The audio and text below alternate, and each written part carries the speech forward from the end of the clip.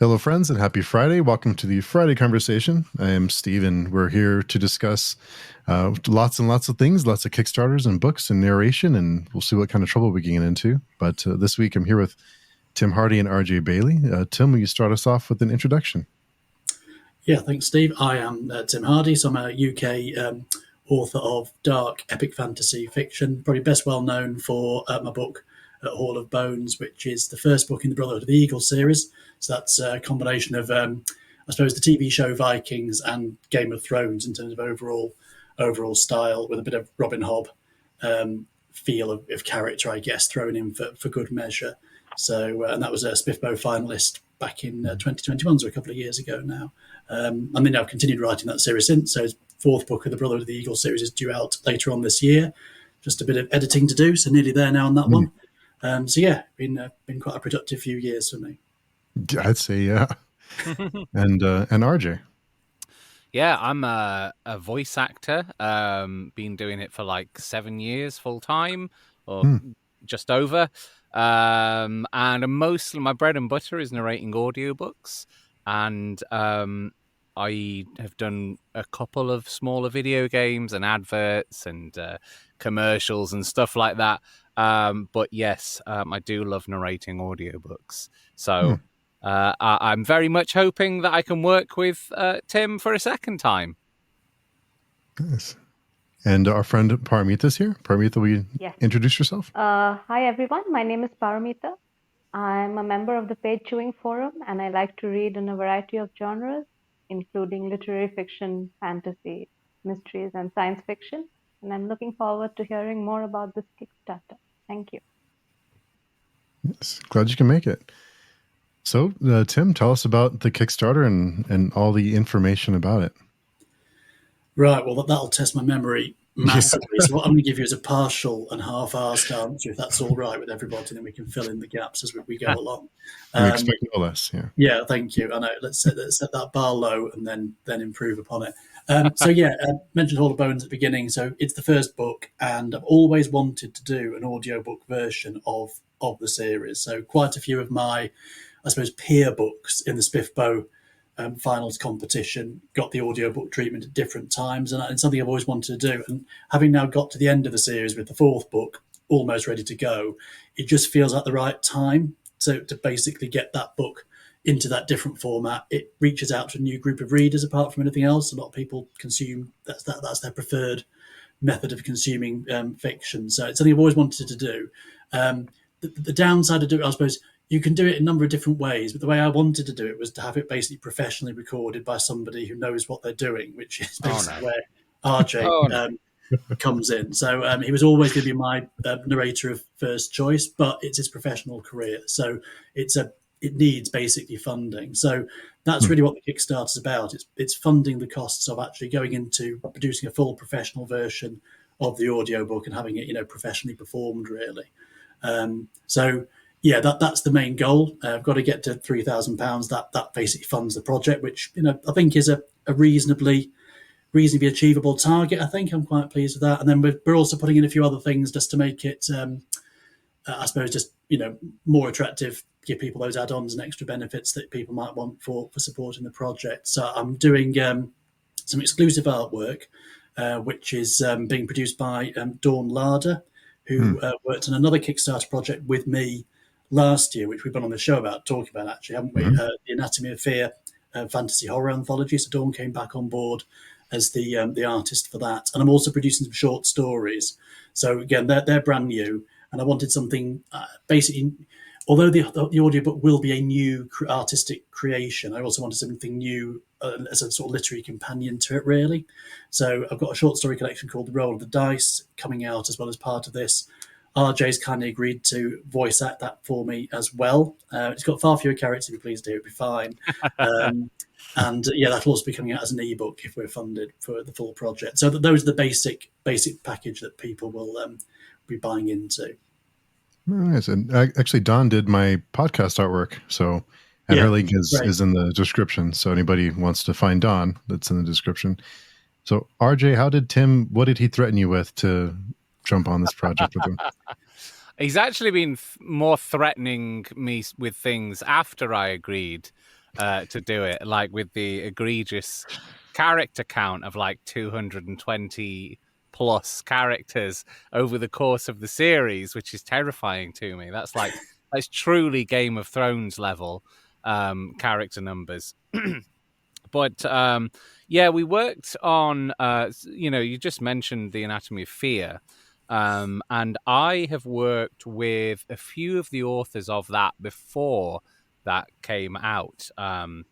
I worked with, first of all, Holly Tinsley on her book We Men of Ash and Shadow, and then on the sequel as well, The Hand That Cast the Bone.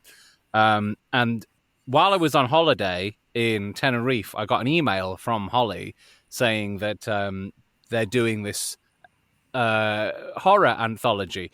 At the time, I feel like it was a horror anthology, but as the stories, from my layman's, outside of point of view, it seemed to become clear that they were all fantasy influenced as well. Yeah. So it became like a fantasy horror anthology, which should have I should have guessed, what with them being all pretty much fantasy authors being asked to write horror. And she asked me what my prices would be for doing the audiobook version of The Anatomy of Fear. So they ran a Kickstarter. That was a stretch goal. So the Kickstarter was to get the book funded. And then a stretch goal was to get me to record the audiobook, which I'm very happy to say and relieved to say actually happened. So I got to do some really brilliant work with the words of many authors on that. And then I was, me and Tim have followed each other for quite a while now on Twitter. And, just chatting back and forth, because with that Spiffbo year, it was like the alumni of that Spiffbo. I think Holly Tinsley was in the same year. I think Trudy Skies was that same year. I got chatting to Crystal Matar, not through working on her book, but she was looking for audiobook advice, and I gave her a lot of audiobook advice and stuff. I got to, chat with those. So it was great to work with those people who I'd known on Twitter in a professional capacity and not just be pals on Twitter. And then because Tim took on a fairly major aspect of coordinating the audiobook, of proofing it, checking things over, some of the post-production side of it, which goes into it, not like the mechanical engineering and stuff, I was doing that, but the kind of like admin side, without wanting to belittle it or whatever. I suppose the admin side, like the proofing and stuff, of post-production, and writing a list of pickups for me to re-record and things like that. And through that, we got chatting about Hall of Bones, and for a while I'd had my eye on it. And I'd been like, I really hope he asks me to do it. I really want to do that book. But, because I've been blessed with a lot of work coming in. I've not been in a position where I've felt like I can take more on unless someone approaches me about work. So Tim asked me if I wanted to do it, and I bit his hand off. And that's where we are today. We discussed the options and for funding it, and here we are on your lovely podcast. Wow. That's the plotted history. So that's kind of got us to, I suppose, just an awful lot of planning and discussion. I mean, RJ was great in terms of just helping me design the actual campaign and just check I wasn't, didn't look ludicrous, basically. Because I think one of the problems with these things is you only ever learn by doing it. So this is, for me, a bit, obviously it's a massive leap. I'm going to be launching this thing on Monday, the 11th of March, a tight 30-day campaign, and I have absolutely no idea what's going to happen. I'm aiming for loads of money coming in and the project being funded. That's the goal. But it does feel it's a big step into the unknown. Really, sort of putting your faith into your friends, your supporters, those kind of things. And I'm really hoping that they will rally around and back this. I just think RJ is going to be awesome on this project. I really do. When I did the proofing work for listening to the individual stories, all very different writers on the Anatomy of Fear. For example, Bjorn Larson was one of them with his particular story. And I think you did that in an Icelandic accent, didn't you? Is that right? I did it in an attempt at an Icelandic accent. No, don't say that. Don't. I gave it my best shot. Yeah, no, it was. But you also had variety of Icelandic accent. He did make the point very early on, RJ, and said, "Tim, I'm not recording Hall of Bones in a variety of Icelandic accents." But to be fair, I never asked him to do that. So that's. I think that's what you secretly want to do. And you can't no, I can't. Like I did. So I have a podcast. And I did where it's just audiobooks basically released for free, the public domain. I did Dracula for it. And I thought, well, Van Helsing's from the Netherlands. So I will have a go at that. And I kind of like learn on the job. And that's a vaguely Scandinavian accent, or at least my version of it is. And no comment. Yeah. And so I find that unbelievably hard to do, like a Scandinavian accent. And obviously, because these are pseudo Vikings, I was like, please don't make me do this all in that accent that I have. No. It stresses me out. Like, it's properly stressful. The amount, like, Bjorn Larsson's, I put, you all got your money's worth, I hope. But Bjorn Larsson really got his money's worth with the amount I had to re-record and go back. Like the amount I was like, that didn't pronounce that right, having to do lots of research on it. So yeah, when it was Vikings, I was like, okay, I think we're gonna have to do like British accents. I can do them pretty good, but I think that's fair. And I think as well, to be fair, you were doing that over quite a relatively short story, weren't you? So you could sort of, I suppose, it gives you more creative freedom, I guess. Yeah. But yeah, so I mean, I went, the Whiplash. I sort of went from that story to then proofing my own, because that's kind of how it works. And it's really weird because obviously when you're writing, I don't know how people read. When I read, I hear a voice in my head reading it out loud. I know not everyone's like that. I've really discovered subsequently, but that's how So obviously every character I wrote has a voice and a style and a tempo to it.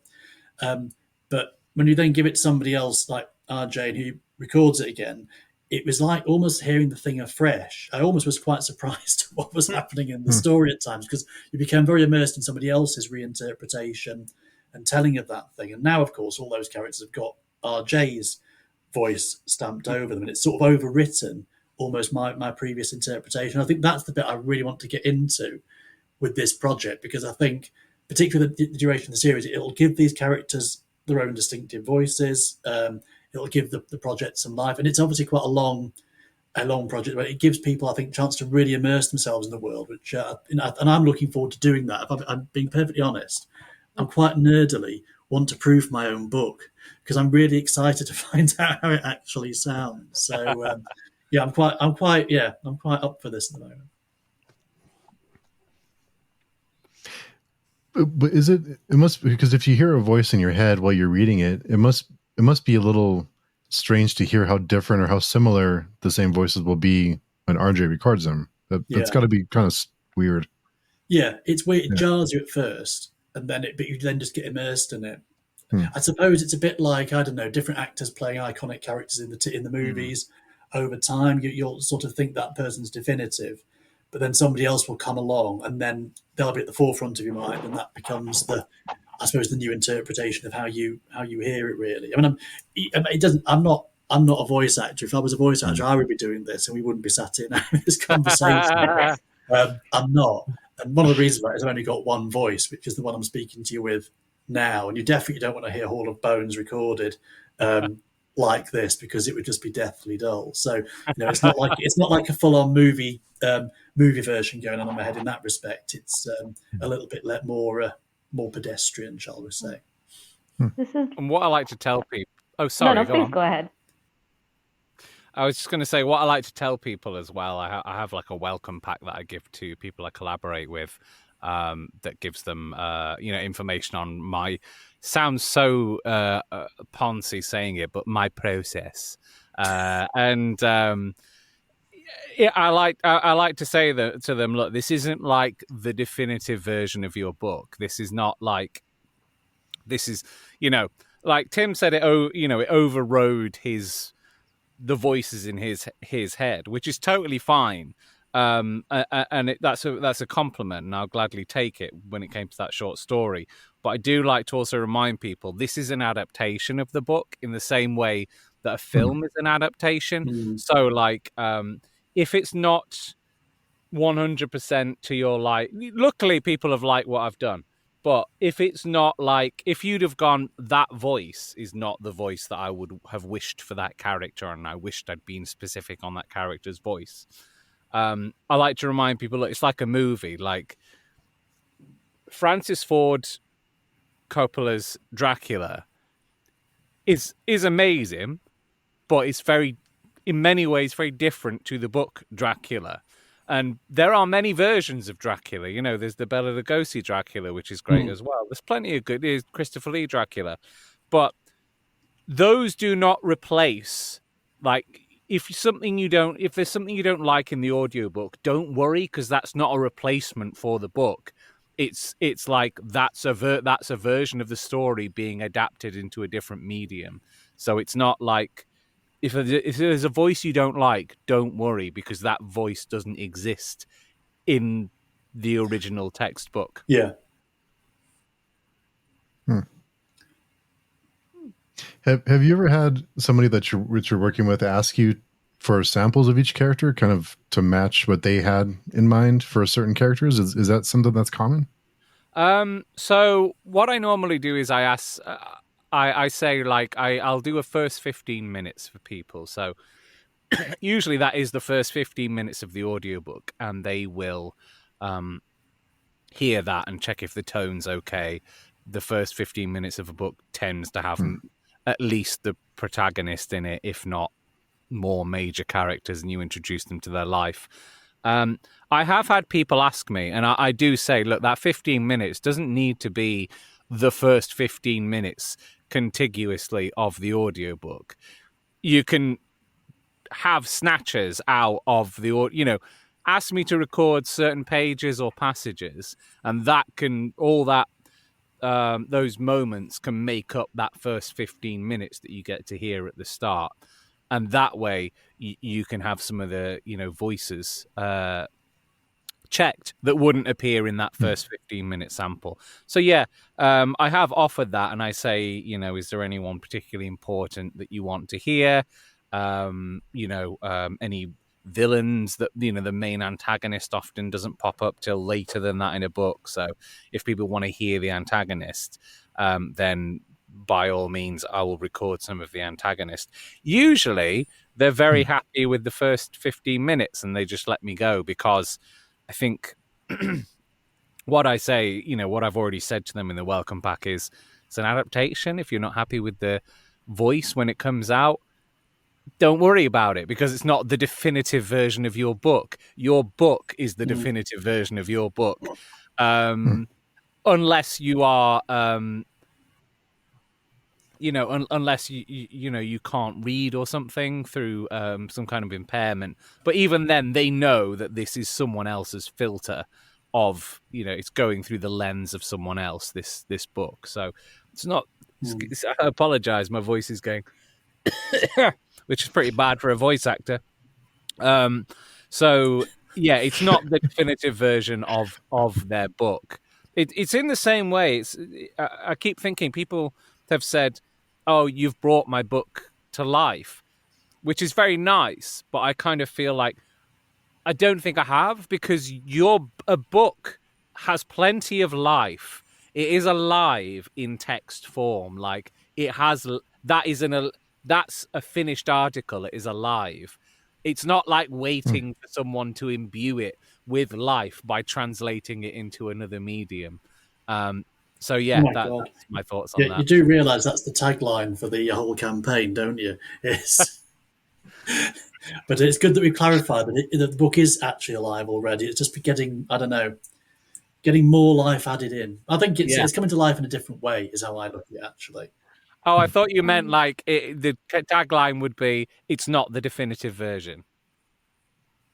Oh, no. Okay. No, it'll be fine. We know what we're doing, and we are total professionals in this. I think that's becoming increasingly clear. RJ is, anyway. I'm just flailing. But I suppose it's always what you just described there with reading a book and it sort of, like you said, almost like giving your interpretation, your performance of that story. That's no different actually to anybody reading it. I mean, this is one of the reasons why I think if RJ is going to do this for me, I just need to let him do it, within bounds of reason and everything. Those are your artistic decisions, effectively, to kind of to bring that whole thing together. Um, you know, Anybody that reads my book will have a different experience, and I think that's the thing that took me a long time to actually understand. That the reason why you get a range of reviews isn't because the people reading a different book, but they're having a different reading experience of reading your book. So one person will think my prose is the bee's knees and can't put it down, and it's great. And they're the majority of people. Once they read it, they're hooked. But there are other people that will read it. They simply bounce off the style, they bounce off the characters. They don't like. I don't like Viking settings. Well, you're not going to like Hall of Bones. It's just not going to work for you, because those individual personal reactions come in. So they're almost, in a sense, voice acting that product themselves in their own heads, and that's what's going on. And it's actually a meeting of two bits of creativity: the writer and the reader. And their interpretation is always new and always different. And it took me a long time to realise that. Actually, it really blew my mind when I finally twigged. That's why you get those different reactions, because you bring so much of yourself into a book that you actually read, and how you bring it to life for yourself, really. But even then, Parmeet, did you have a question? Sorry, Parmeet, go ahead if you had. I wanted to ask both Tim and RJ actually the same question, but Tim, you mainly are an author, and so when you approach your work, mainly is with words, with their cadence, with how they are placed. When you listen to audiobooks, how is the experience for you of a different work, not your own, versus RJ, because voice acting is your profession? So when you are actually recording an audiobook, do you tend to listen to other audiobooks, or do you actively avoid it? Much in the way many authors say that when they are writing their epic fantasy series, they avoid reading other epic fantasy at that time, so as to not, have subconsciously too much things seeping in. It's just your thoughts on audiobooks in general. Yeah, so I suppose I'll take that one first. So I think you're right. My primary love is words and how you use them, and like you say, the careful placement of them to create a book that's I just enjoy doing that. That's my main artistic expression, I suppose, really. In terms of how I experience, for me, I generally do prefer to read. So audiobooks are quite a new experience for me, actually, but I find them very immersive. And I find them a very different experience to reading, if that makes sense. Likewise. Audiobooks are quite new for me as well.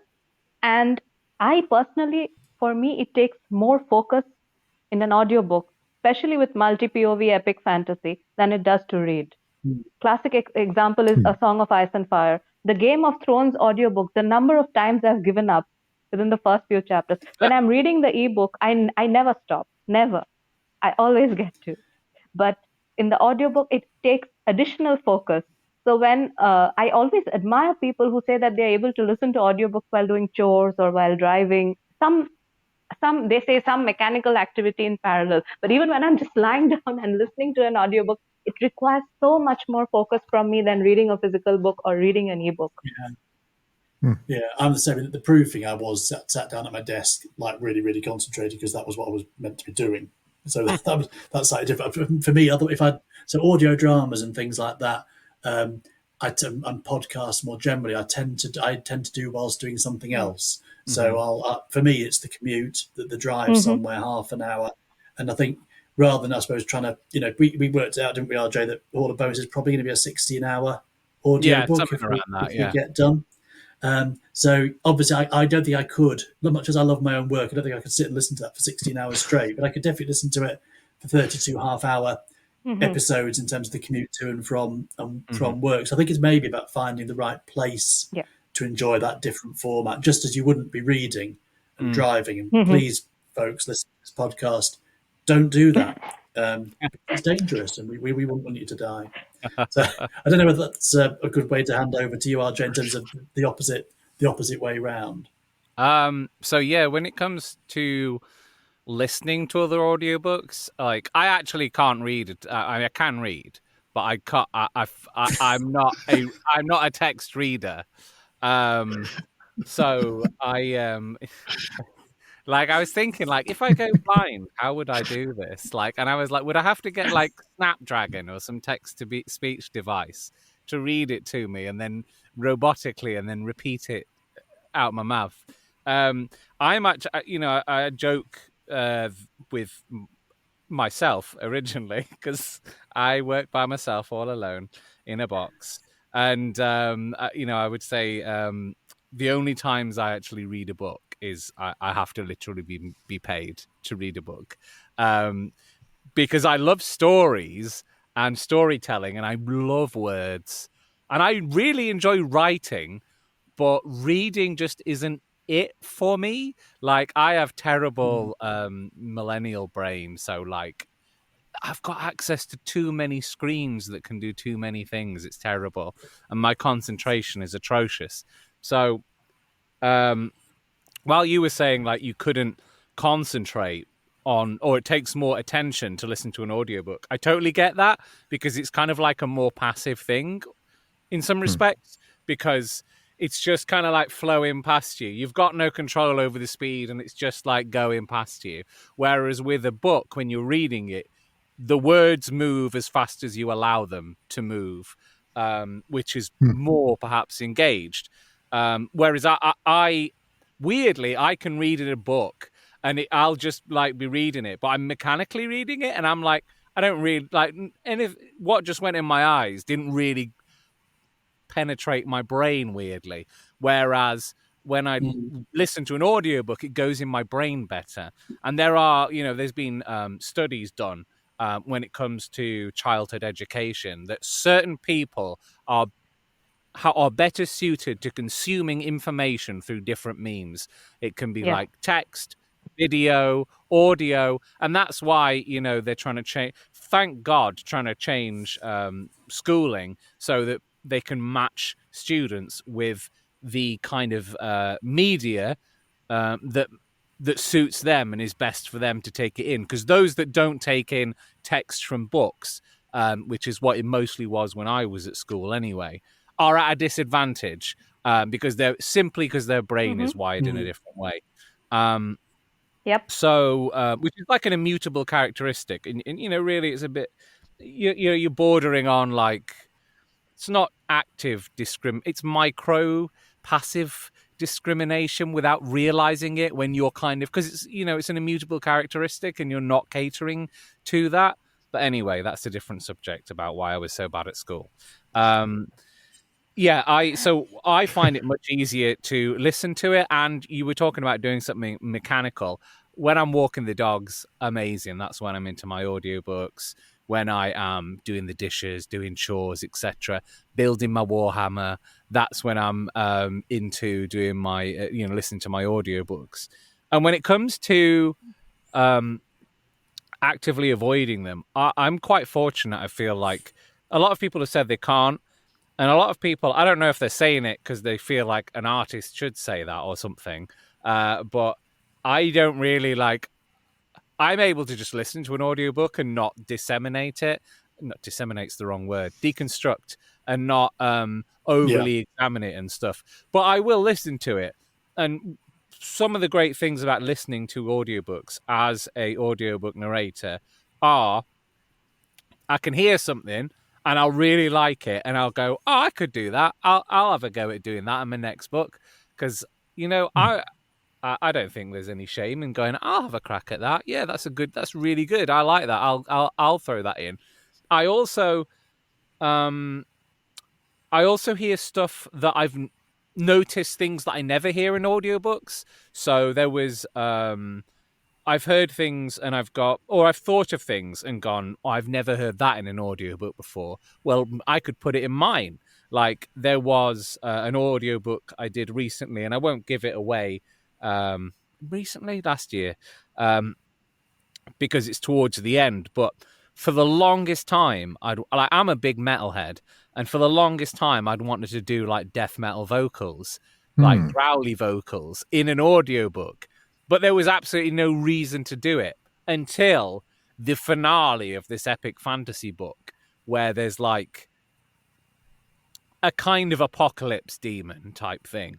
I was like, there, the apocalypse demon. He's going to get, that's my opportunity to put the death metal vocals in. So, and and no one has mentioned it. So on the bad side, no one's mentioned it. So they didn't go, oh, that's really good. I really enjoyed hearing that. On the good side, no one's had too much of a problem with it to complain to me, which is nice.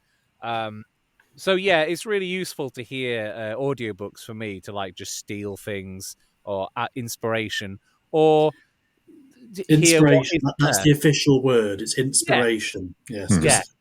Exactly. So yeah, I do, and I listen to. I love doing fantasy. I'm generally more of a sci-fi guy, but I've got an English accent, so fantasy, like that's the de facto fantasy voice. So I get to hear stuff that's similar to fantasy, uses a lot of the same range of acting and stuff, but I generally tend to consume grim dark sci-fi instead of grim dark fantasy.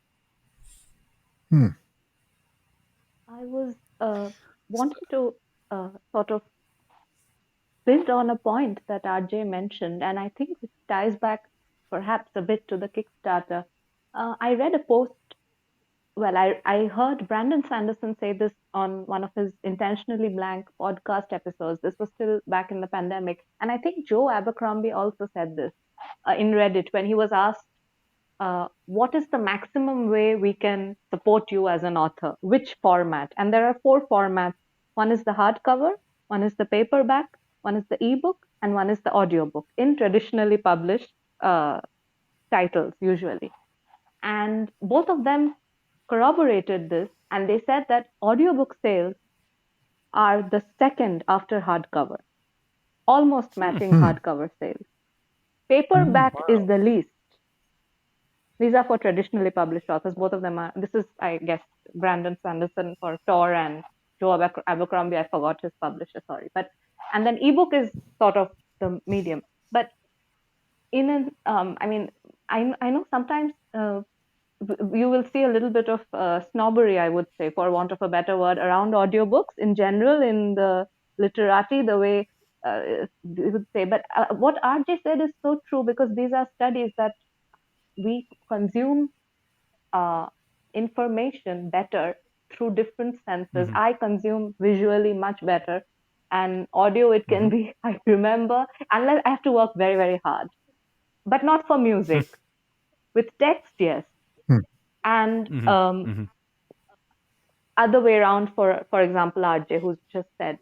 And so in a sort of an age where we have the technology to do this, it becomes not just what Tim, for me at least personally, not just what Tim and RJ are saying is that bringing this book to life in a different way, but almost an essential part of providing an experience to as many readers as possible, even the ones who might have read the text. Because sometimes there are things that can click when we are listening to an audiobook, even if we are even more so if we are familiar with the text. I have had much more ease and more epiphanies re-listening to my favorites in text on audio, where, a particular voice actor, some little bit nuance, suddenly something just falls in place. And so it's, I feel that audiobooks are such a powerful medium, as much as power as, let's say, digital. Like, they really put a lot of independence and a lot of freedom in the reader's hands, or the listener's hands, if we want to be very pedantic about it, to experience stories. And I think that's why the mission statement of this Kickstarter is really beautiful, that it already exists. Of course, what RJ said and what Tim also said, that the book already exists. It is alive, but it's also about bringing it to so many different people who might consume information differently, and not necessarily just, for example, who are partially or completely visually impaired or dyslexic. But also, just in general, I have met so many readers who say, I only do audio. And sometimes, they get a little bit of pushback. I wonder whether all of you have experienced this as well in some parts of the reader communities. They're like, oh, you only do audio, so you're not really reading. And I'm like, no, what RJ said is 100% true. It is just a different way of consuming information. And as I always try to now say that I think audiobooks are harder than reading books, because reading books, because again, pointing to what RJ said, in our schooling system, when I was growing up, when RJ was growing, I guess when Steve and Tim were growing, we are more attuned to read text. So if that is the favored way by which you consume information, then win-win. You continue reading. If that is not the favored way in which you consume information, audiobook is a game changer. Why did I go on this? Well, I was just praising that audiobooks are wonderful. Okay, so it's relevant. Thank you. My tangent is not totally a I think that was really good. No, I enjoyed it. Yeah, I think we all agree on that, and it's it's whatever works for you. From my point of view, why would I not have ebooks? Why would I not have paperbacks? I always wanted to do audio, and I don't really. For me, I just want them to be, my stories to be as accessible as they can possibly be. So, the long-term strategy for me was always going to go this way. I'm also open, by the way, if anyone's listening, to TV options, movie rights, those kind of things. I mean, I think why not go the full audio visual way? Absolutely. But yeah, I think they're all legitimate ways to, obviously before explore different interpretations of the same tale, and that creative spark, like you mentioned, Paramita, will always bring something new, won't it? That you won't necessarily get just by reading the text. I'm a very text person, but that is just me, and I'm very conscious that other people aren't like that. Mm-hmm. It must be a little harrowing, Tim, when you decided to kind of move forward with the Kickstarter to get the book narrated. How do you find a narrator? And I guess, RJ, the same question for you is, how do people find you? What's the best place to find a narrator?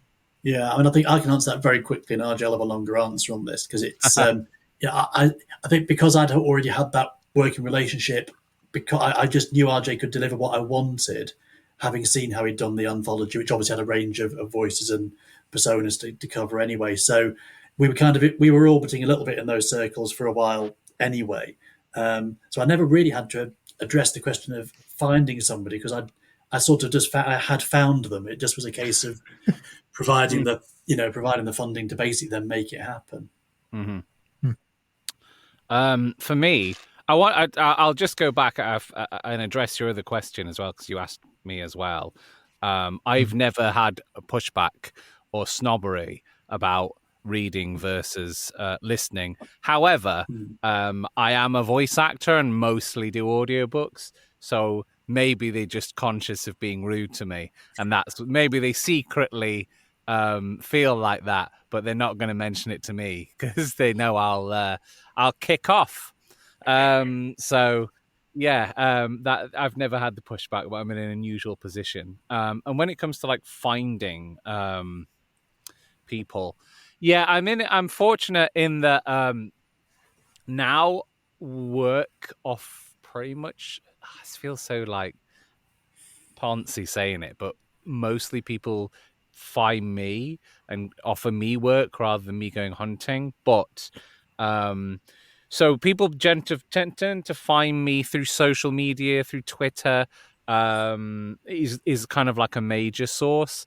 Or I work with publishers, and publishers sometimes they'll offer me a book and just go, "We think you'd be a good fit for this. Will you do it?" And I'll be like, "Yep, of course I will. It's money." And then so, behind the scenes that's not public, you will get private auditions as well. You sign up with these audiobook companies. You send them a demo. If they like it, they'll add you onto their roster, and then they will send out auditions and to your email. And then if you want to audition for it, if it looks like your cup of tea, then you can just do the audition, send it back. and then you get to, if they like it, then you get to narrate the audiobook. Like 2 I'm working on simultaneously right now because I am really backed up with work, is a business book audiobook. One is, like, funnily enough, a horror anthology. So both of them I got through different, I was sent auditions, and I really like horror. I'm a big horror fan, so I obviously auditioned for that. And then the second one, the business one, it was like, well, I can't. I read it, and it was written quite differently and quite unusually, quite oddly, in a positive sense. And I want to kind of like diversify my portfolio as well. There is a very much business aspect to it where it's like, well, I want to like expand so I have more options for income, basically. Like I don't think anyone's going to be surprised if I say I like doing fantasy over business stuff. But at the end of the day, this is my income, and I have to put food on my table. And, my wife also, I have to contribute to the income. My wife can't just pay for everything. I have, dogs, bills, hobbies that I want to do. I want to go on holiday. And there might not be a fantasy book round the corner. So and I'm not just going to sit there and not earn an income, not earn a month's or 2 months' wages because there's no fantasy books kicking around. So if I've proven I've done a business book, that means that I am more employable to do a business book. They'll go, oh, this guy's got a track record of business books.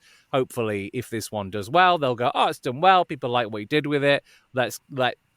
Which makes me more likely that they will accept me as a business book narrator, because, when you're narrating or auditioning, I should say, I don't think it's necessarily entirely based on how good your performance is.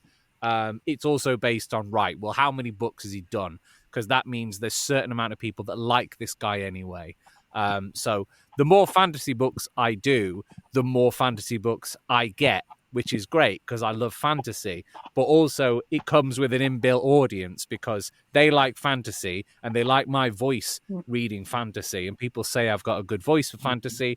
So that makes their book, that author's book or publisher's book, audiobook, more saleable just by me being the one to narrate it. And so that's why, I've gone with the business book as well, because they'll go, oh, well, he's, suddenly that's a whole new audience of people who might like me doing business books. So yeah, that's how I get books and make decisions on it and stuff. I would love to say I do it entirely for the love and I just pick and choose what I want.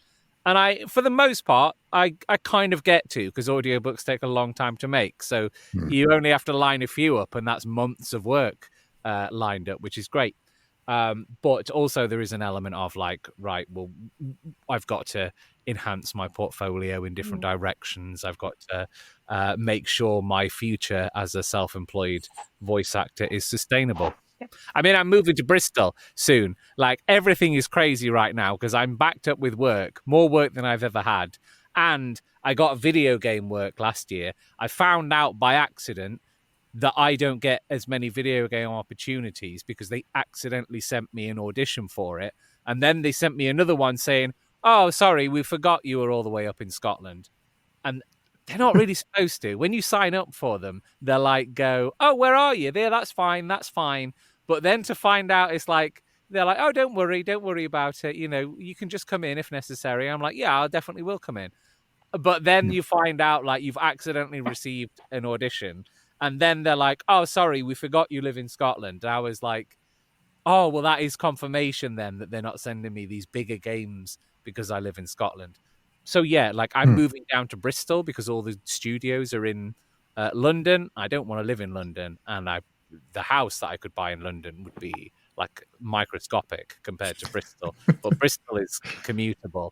So yeah, there's all those different considerations. Like I'm moving house to make my career more sustainable and put it in the direction that I want to go.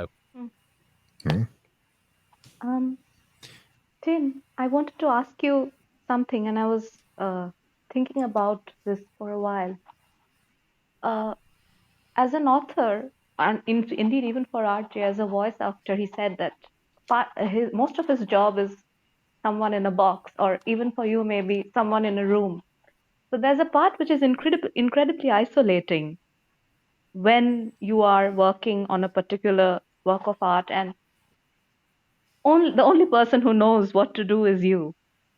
So one part I want to ask is, how are those days like when creative inspiration is just not coming, but the words are not coming on the page? How is it like? How is it like for you being a writer during the actual process of writing a book? And then in parallel, I want to sort of ask the other part, which is promoting the books, where you actually are sort of forced, or if not forced, if you like it, then maybe not forced, but you have to break this isolation to go out there, at least virtually on social media, and tell people that this is it, my book exists, or however. Is there sort of, do you have to switch modes between this isolationist creative mode and this promotion mode? And yeah, sorry. So that's my question, basically. Oh, that's fine. I just did. So tiny delay, and I've interrupted you. Sorry about that. Yeah, so that's a really good question, actually. I think because you almost have to be two different people and have two different mindsets. I am not so. I think with writing and creativity, if I'm not feeling it, I will not sit at the laptop in anguish and spend 2 hours wishing I could write. I'll go and do something else. I might be ironing, it might be washing up, it might be going to see friends or anything. But I don't believe in. So I'm not a person that, for example, sits there and writes every day. That's not me. And I found gradually that I build more of a sort of writing routine. So, for example, generally speaking, on a Saturday morning, I've got a bit of the house to myself. I will write at that point. That's my window to write, and I seem to just be ready to write, and I can write. When I was younger and basically didn't really know what I was doing, I would try and do what you'd sort of described a little bit, sit on your own, be quite isolated, try and do it, and just couldn't, and basically waste a lot of time. So for me, it's probably now about 50-50 what you described in terms of having got to a point of being able to get books out there and release on a fairly regular basis. Obviously, you've got to still carry on writing, otherwise they don't create themselves. But it's probably now what I consider writing activities 50-50. And I think that helps with the isolation side of it. So when I was sort of writing my very first novel, I absolutely hated writing at times because I thought it would be easy. And it is easy if you want to write a terrible book. It's much harder to actually get to that level to write a good one and an excellent one and go up that sort of ladder of skill. So there were times early on when I think that sort of isolation things didn't really help. But now I think I have got more of a grip of the craft. It's a bit more 50-50. And the marketing side, the social media side, I don't mind that. Actually. I quite enjoy it. Quite enjoy coming on and doing stuff like this and chatting to people who are really passionate and interested in literature and audiobooks and all those kind of things. It's great. And that kind of thing helps offset the loneliness. There's definitely times when you've just got to do it. And that's the only objective. You've got to write the words and get them down on the page. So I'm editing Broken Brotherhood right now. No one's going to do that for me. I've got to do that. Got to get that book finished. But to be honest with you, if you get to a certain point, you can sort of say, well, now it's half an hour social media. That, in a way, that the marketing side almost provides the relief and the breakup of the day. You need to give you more variety. Wind back 10, 15 years, I didn't have that. And I actually found writing harder when I had more time to do it. Weird as that sounds. Whereas now I've got less time because I'm dividing it 50-50 in marketing, social media, podcast. I should have meant, I never always forget this in the intro. I'm also a book reviewer on Page Chewing as well for the last sort of 6 months or so. All those activities I really enjoy. And I actually think they help me become more creative. I've come to that conclusion at the end because the day is fuller, has more variety, and I've got a choice of things to do. So I'm not feeling the writing, I'll get that, blog post written or I'll get that review done. And I find that routine has actually just made me, when I'm in the mood to write, I can hit it now and just get that stuff done. So I've all abound to about 4.5 years to write. second book 2, third book 18 months, and gradually it's been reduced. And I'm sure that's why, because I'm now only using the effective writing time when I've got it. So that's kind of that. I don't know whether anybody else does it like that, but that's my process, and it seems to work for me. Wonderful. I was going to ask both of you. I'll try to draw a parallel. So you have writing, and then I guess you have revisions. And then for RJ, I guess you have recording, and then you mentioned re-recording. Is there a part for both of you proofing, is there a part for both of you which is a bit more tedious than the others? I'll go first on that one. First draft is fantastic. The redraft is great, and then I hate that book and want it to burn. And that's my artistic process. You know who else said this? I think Brandon Sanderson. He's like, revisions take time. He was so. It's got to be done. It's got to be done, but he's like, It was funny. Yeah. Well, it was funny to hear. I'm sure it's not funny for the author. Well, it's just part of the process, I suppose. A bit like, I don't know, if you do exercise and you feel the burn, and I don't do exercise. But if I did, I imagine I would feel a burn. And I think you haven't done your job properly if you haven't got to the point where you hate that book, because you've got to go through it and through it and through it. If you want to iron out every typo and every sentence that doesn't quite hang right, and make sure you've picked up all those plot holes. I know there'll still be a few things that people pick up when it's produced, but you want to put your best out there. So that does, for me, that's quite an intensive, laborious process of diminishing returns, but it does produce, what I think is, the good product at the end of it. But there's fun bits of it. Release, getting to that final bit is really, really hard.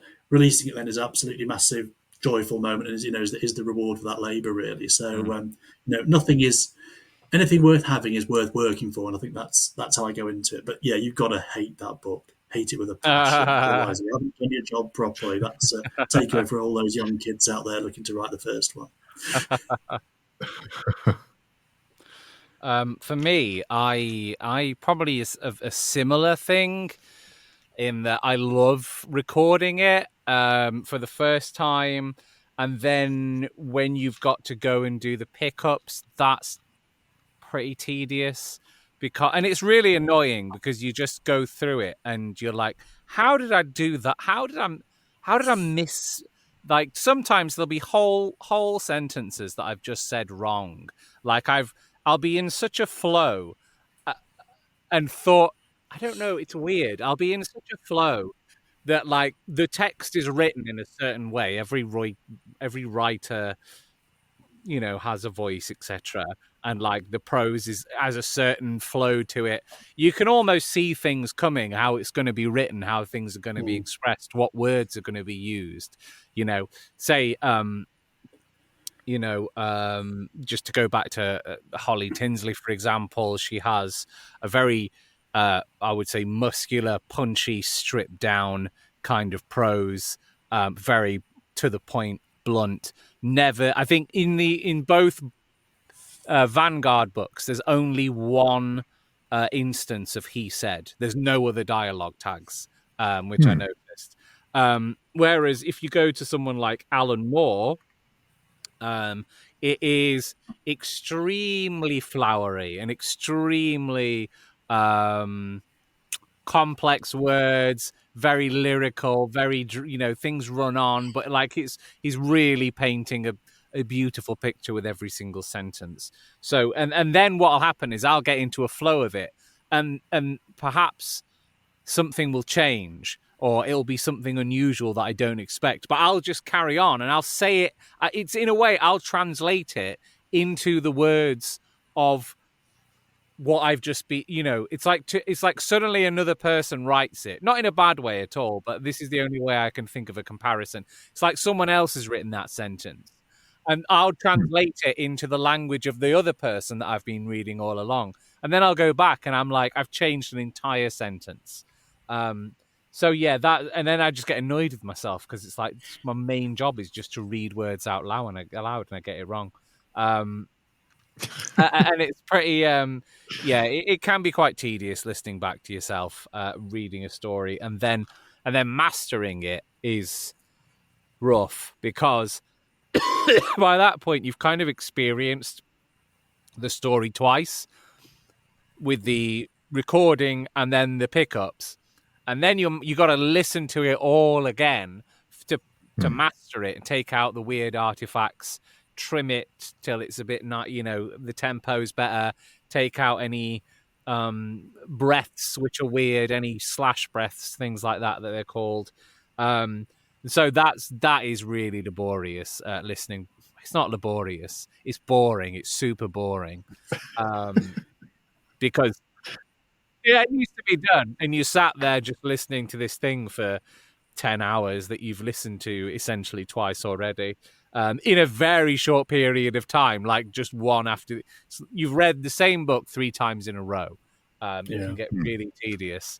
But I do build model kits. So now when I'm mastering, because I have a chain set up, that I've, over the years kind of refined to do a lot of stuff automatically for me, or the heavy lifting. Now when I listen to it, I have to intervene now and then to get rid of something and manually do it. But generally my chain takes care of a lot of it. So I'm babysitting and troubleshooting here and there. So it's a lot better now that I just build my model tank kits and stuff. I would take a picture of my desk now. I could show you, because I've just done this for another book, and it's just covered in model kits and bits and pieces. And I'm like working on my keyboard, but it's like an absolute war zone with all pieces of models everywhere. So yeah, that helps certainly. I was just going to come in there and say I think that's the explanation is a good explanation of why you need a professional to do it. If I was to simply try and record this myself, you just wouldn't get that kind of product, because it needs that kind of labour of love and that kind of attention to detail to, every single misbreath or wrong word, and they would happen if you were trying to record these for 16 hours straight. Even in sequence, 2 or 3 hours at a time. That's hard work to do, actually. So, this is why you need somebody to go in there, because the reader will hear all those little snags and little ticks and things that you think, oh, that'll do. It won't do. Just as a typo is my worst fear, and there's bound to still be one in Hollow Bones somewhere, and there's a reward if you can find it. But yeah, for me, it just illustrates why you need to pay professionals to do a professional's job, really. Mm-hmm. Yeah, challenge accepted. I have to take a look. I'm not gonna be able to find it. I don't know. I'm never going to find it either, Steve. I mean, I'm the worst proofreader because I don't notice typos. I'm like, oh, there was a typo. Oh, no, okay. Brilliant. That's perfect. I want those type of readers. I want people to enjoy My the experience. mom is the opposite. She has like eagle eyes, and she finds stuff like, oh my God.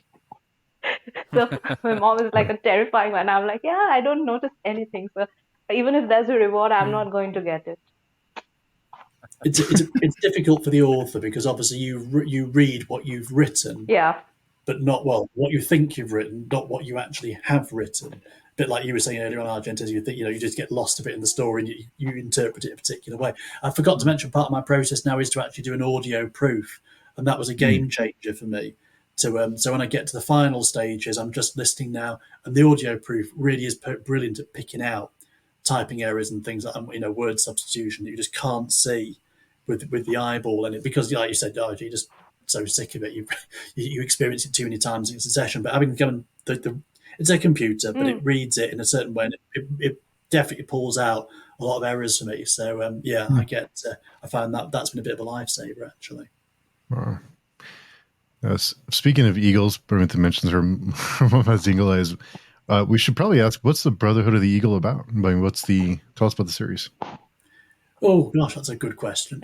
What is it? So it's the analogy for me probably is Game of Thrones meets Vikings, because it is that scale of story. So RJ's not, when RJ says there's 200 characters, he's not joking. There really are. So I mean, some of these are named and immediately die kind of guys, but quite a lot. It's actually it's a multi-country, multi-viewpoint tale which gradually comes together.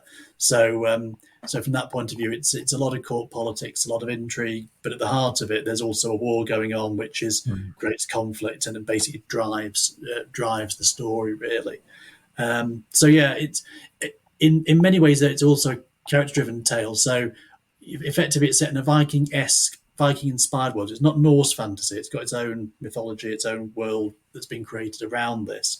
But it takes its sort of reference point from Viking culture, and it features a nobleman called Hrothgar, who's the second son of the chief of his particular clan. And it's really, I suppose, the story is really about what happens when his family, that clan family, comes under threat. His father trying to maintain power. They put in place some plans to do that, but ultimately they're overtaken by events which are bigger than they first appear, and that's really the purpose of the story is to sort of you gradually reveal the layers of.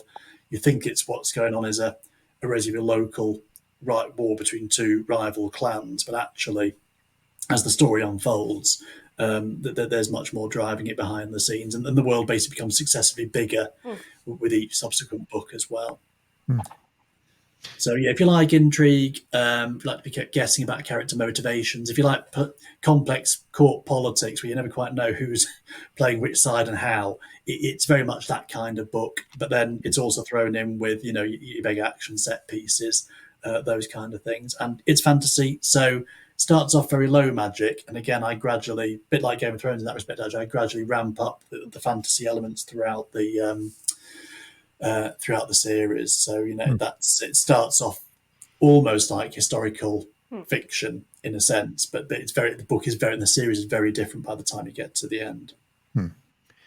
I was curious with the Kickstarter. It's a whole different world, but for followers, I noticed that because right now the Kickstarter launches on the 11th, right, of March. That's right. Yeah.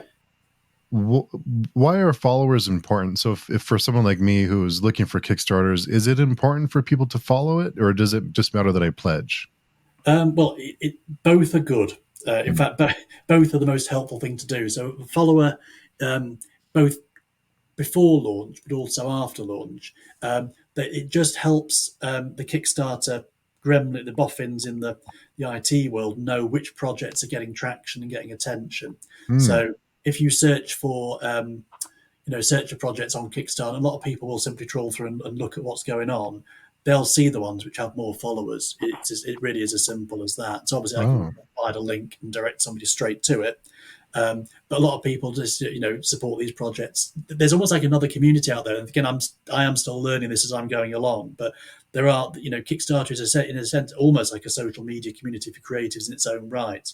And certain people will they'll have a Kickstarter out there. They'll have followers who follow previous projects they did, be straight on that, funding that straight away. I mean, I'm hoping there'll be a bit of carry through, if I'm perfectly honest with you, because I was part of the Kickstarter that delivered The Anatomy of Fear.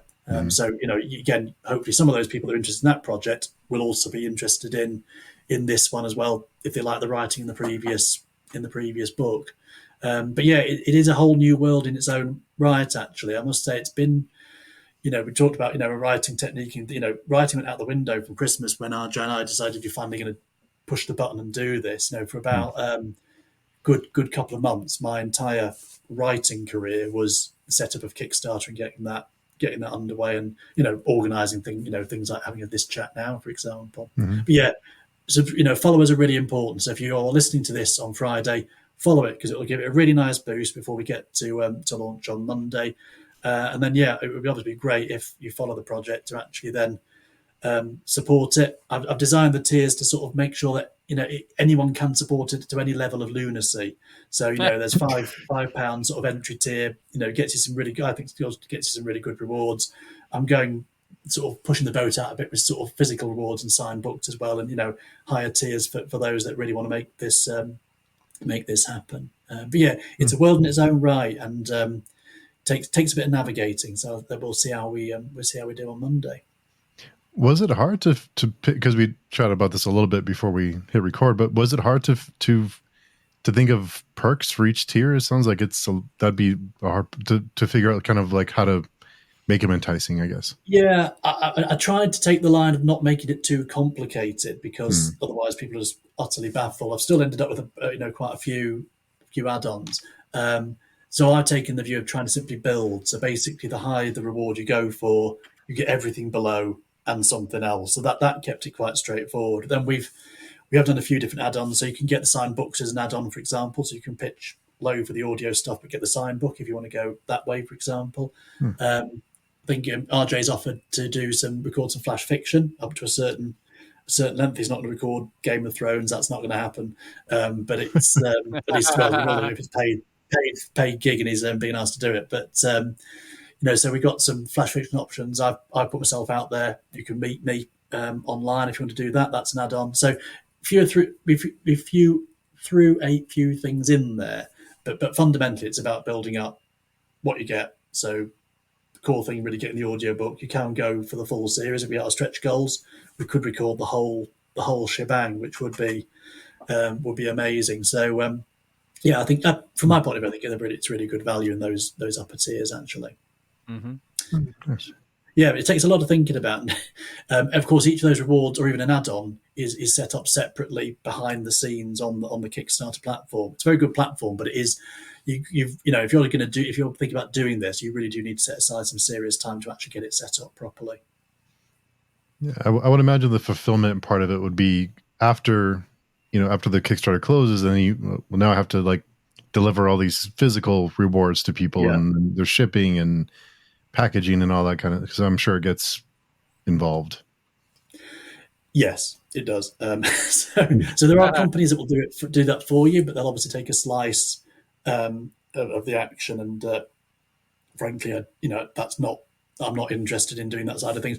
I did a lot of the fulfillment work for the Anatomy of Fear, so we had a bit of a trio of Holly Tinsey was involved in that project, Jacob Sanix and myself. So I was responsible for digital fulfillment of rewards, so basically sending out the audiobook version RJ created, the ebook version, that kind of thing. So I think, again, I now understand enough about how the platform works. I don't think I really need someone to do that for me. In most of this, if we're funding an audiobook, so actually the main reward here is digital. So for me, there might be some shipping to do for people that have gone the physical side, but the reality is it's actually emailing somebody a link. It's that's not too difficult as long as you email the right person the right link at the right time. So that's the only bit I've got. That's the only bit I can possibly mess up there. But it's they're big undertakings actually. To sort of, if they've got funded, you've obviously got to deal with a fairly large number of people that will need, who will all be entitled to slightly different things. So you need to be good with spreadsheets. That'd be my advice. Spreadsheets and tick lists and things like that. Yeesh. Yeah, sounds like a lot of things to consider, and a lot of stuff. But it's everyone I'll add the link down below so everyone can go and follow. Be sure and follow if you're listening to this before the 11th. And of course, if you're listening to this after the 11th, go and pledge, and let's bring this to life. And anxious to listen to it. But the time flies. I know that we discussed a little bit about the conversation. If the conversation dries up, I think we could go on for hours to talk about. But in the meantime, Tim, where can people find you and more information about the Kickstarter? That's a good question. So we'll post the link to the actual campaign because it's quite a long link, but we'll post that sort of below when we post the video out. Basically, if you look for Tim Hardie author, it's Hardie Hardie, but Tim Hardie author will generally find me in different guises. So I'm over on X or Twitter if you're still hanging on to that old dream. I'm on Blue Sky, and you can also find me on Facebook as well. So those are my primary social media accounts. If all that was a lot to remember, it's all packaged and put together on my website, and that's timhardieauthor.co.uk. Yes. And RJ, where can people find you and ask you about narrating their book? Well, that would be amazing if they want to ask me about narrating their book. Thank you. They can find me on Twitter. I am still holding on to that old dream at RJ Bayley, not calling it the other name. And they can find me on Instagram, which is like the worst place for a vocal kind of artist to be. But the community there is remarkably not toxic compared to other places. So I hang around on Instagram at RJ Bayley, or Robert J. Bayley would be how you find me. On Facebook at facebook.com/RJ Bayley voice actor, and rjbayley.com is my website. If you want that all compiled, go to my link tree, which is link tr. Wait, yeah, it's really bad. What they thought they were being clever, but it's not clever, right? So it's linktr. So linktr.ee linktree /RJ Bayley. So if you just search for Linktree RJ Bayley, you'll find it. It's like Ko-fi. Like I have a Ko-fi for a radio show I do, and it's like, oh, like coffee. Yeah, that's good. That's copyrightable. We'll go for Ko-fi. But every time I say Ko-fi on my radio show, I have to go, if you want to donate, you can go to ko-fi.com/Metal Empire. But I have to say, but that's spelled ko-fi.com/Metal Empire. It looks nice. It's extremely clumsy to say out loud.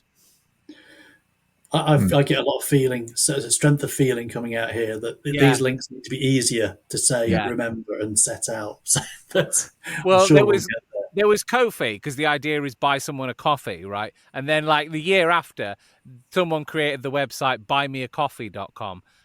I should have waited a year. Damn it. I know. Is nothing sacred anymore? Nothing. And Paramita, where can people find you? People can find me most easily at pagechewing.com. On the Page Chewing forums, I'm there quite regularly. Yeah, once in a while.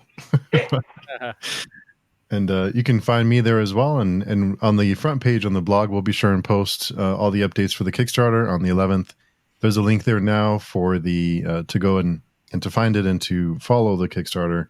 And like Tim mentioned, he has reviews there too. So be sure and drop by and say hello and join our forums and say hello there too. But thanks again to everyone, and really looking forward to seeing this come to life, or actually a different kind of life. But hope everyone has a great weekend, and thank you so much for listening. We'll talk very soon.